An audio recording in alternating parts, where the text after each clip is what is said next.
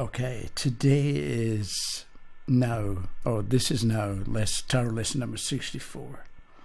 And I have a treat for you. I'm going to show you a spread that you've never seen before, that was shown to me a long time ago. And it's really good, but it can be also quite difficult. But it's worth doing.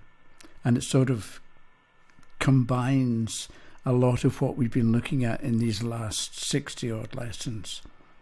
So you begin with you begin with a decent shuffle. If you're not happy about shuffling, then you lay out all the cards this way and you gather them up, and that will resort the order, and you'll get some reversed and some will be upright. Otherwise, if you do the shuffle the way I was shown and the way I recommend, is you shuffle for a bit to the left. You turn one pile. I always turn the middle, just because then I don't have to think about it or wonder, am I doing the right thing? It doesn't really matter. I'm assuming that I'm doing the right thing. You shuffle a bit more. You take some from the top,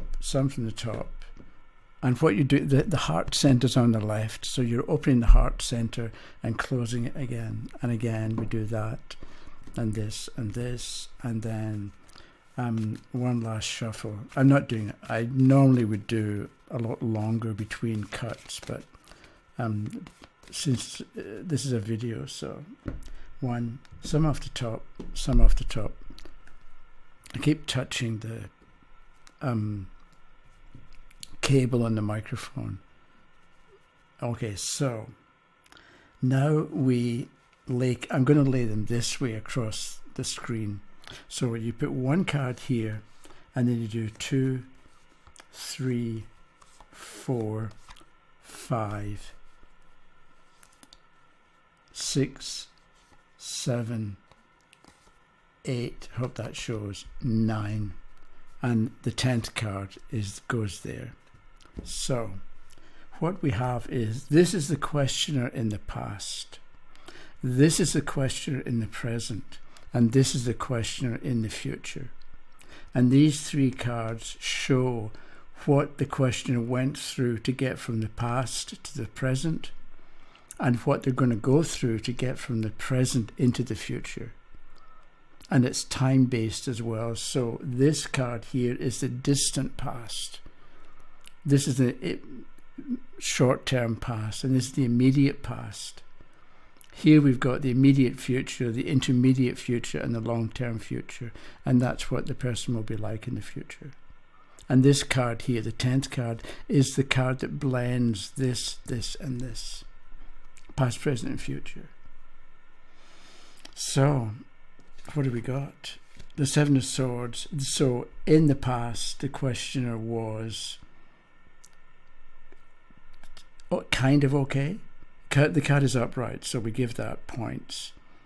And the person had some things solidly fixed in the ground, but they're maybe trying to, again, we've all got our own people, and so what sense we make of the particular card is going to be right or relevant for that person at that time.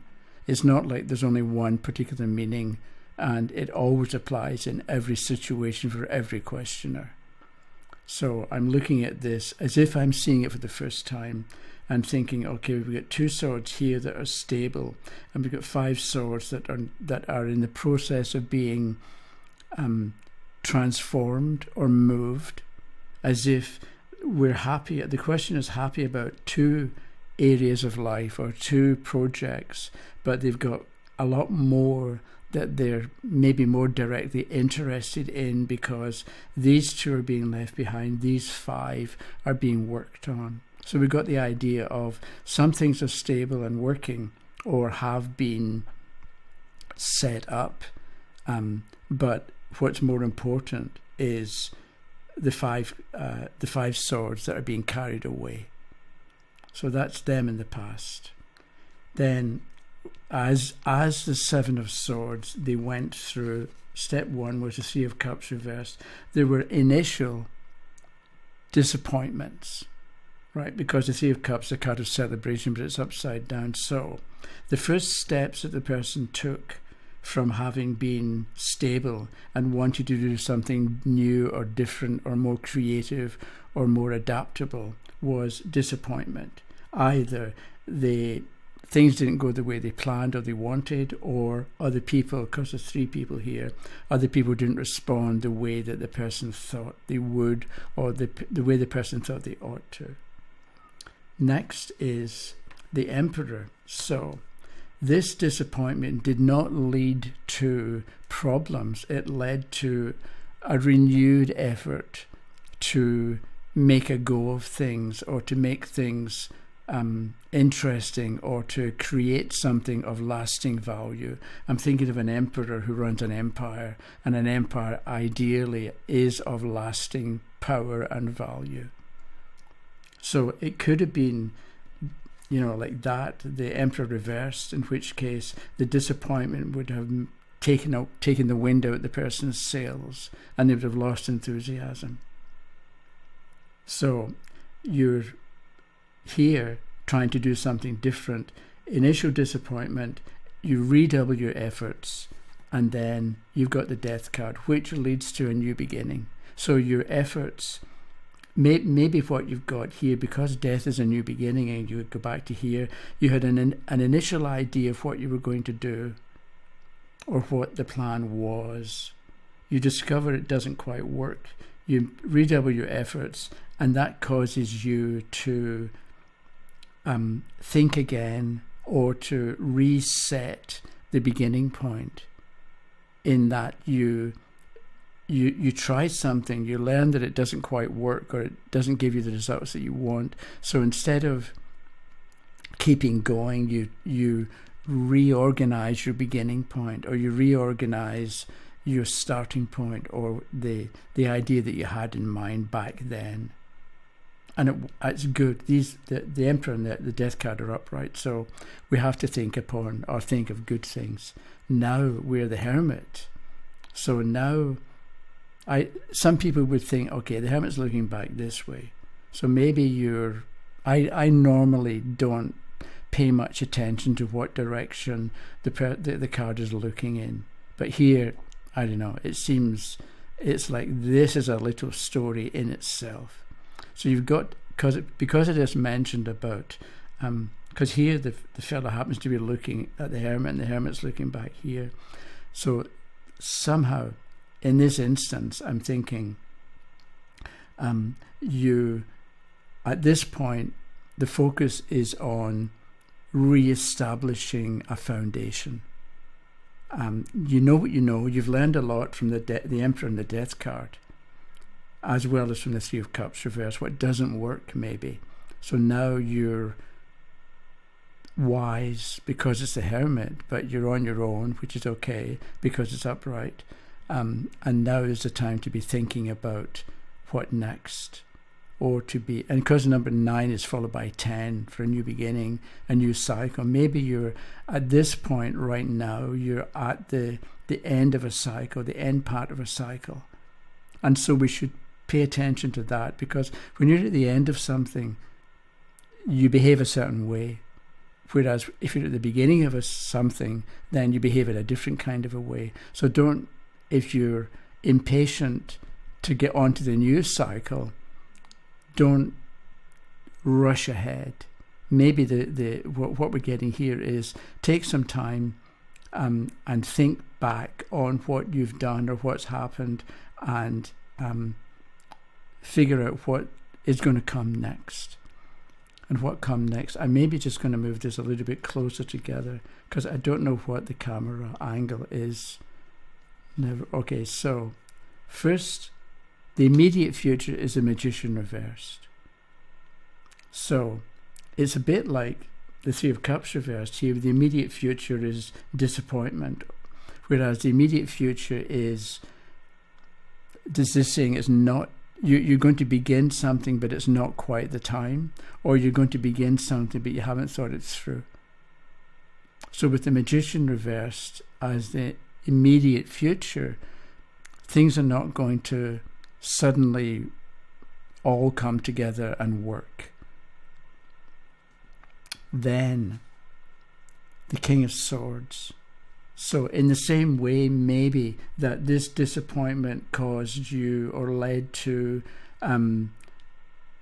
renewed determination to create. So any false starts here, because it's a number 1 for a beginning, so it's upside down, so a false start. Any false starts will bring stability, or will bring, in its own way, determination, because you've got there's a king and he's got a sword in his hand and he's upright. So if things don't go well, be happy, because it's going to mean that you will figure something out and have a better plan or a better idea because of what went wrong. And the distant future is the 8 of batons reversed. So it's not all plain sailing going into the future, because the 8 of batons shows arrows reaching their goal, but it's upside down. So that's an indication it's going to take a little bit longer. So if the King of Swords thinks it's going to take a month, it's going to take 3 months or 2 months. It's going to take longer than you want or longer than you expect. And you in the future, the Page of Swords. So we go from the 7 of Swords through the Hermit to the Page of Swords. And the Page of Swords is young and youthful, and it's, in a way, it's a contrast with the King. So we, in some way, we went from some certainty, but a desire for more activity, let's say from the Swords, through a period of isolation, but also learning. And the next step, or the future position, is you, or the questioner, as the Page of Swords. But just that point I made before about the Hermit looking here. If you look at the Page of Swords happens to be looking back at the Hermit. So maybe we've got that you in the future represented by the Page of Swords, because pages represent young people. You're youthful, you're in a new stage still. So don't forget the wisdom that you have right now, and maybe look back from here to what you developed, or the ideas that you developed, or the ideas that you had figured out at this point right now. And the last card is the 10th, and this is how you put this and this together in some way, and you've got the 10 of Swords reversed. So this whole experience, the 7 of Swords and Hermit and the Page of Swords, is about, I don't know, letting go, how to let go, how to, the 10 of Swords is ruin apparently, and it's upside down. So maybe it's about completing things first before you move into new areas, because the 10 is 1 plus nothing gets you back to 1 again, but it's upside down.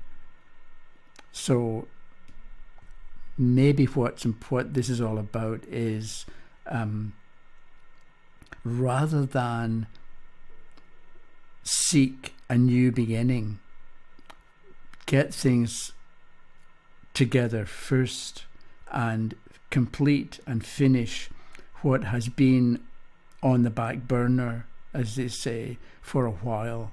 And maybe rather than try to make a fresh start, clean up everything that can be cleaned up, and then you'll be in a correct or a proper position to make a new start. And you'll know what to do because you're represented by the Hermit.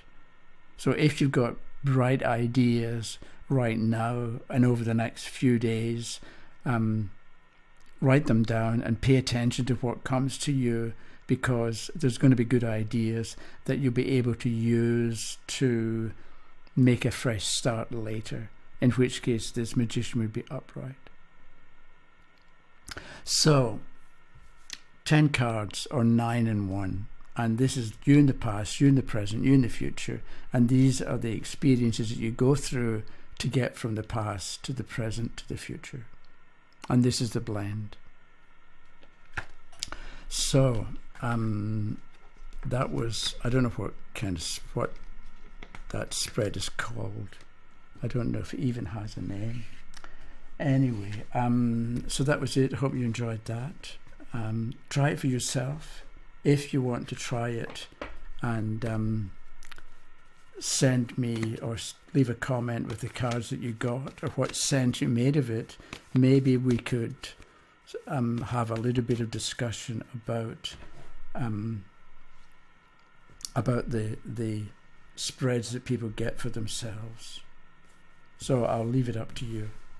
And so today is Thursday, so Friday, Saturday, Sunday, Monday. I'll be back on Tuesday. Thanks for watching. Have a good day. Bye-bye.